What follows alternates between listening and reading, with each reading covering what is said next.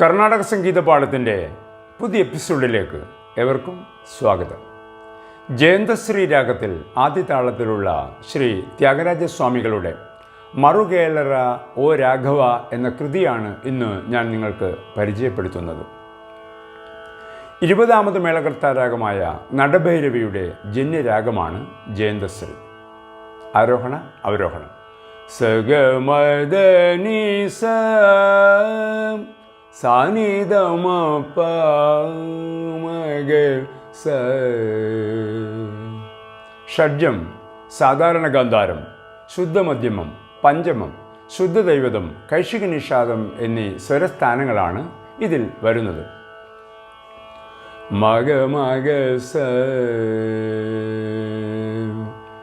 ഗനി സ സമഗ മഗ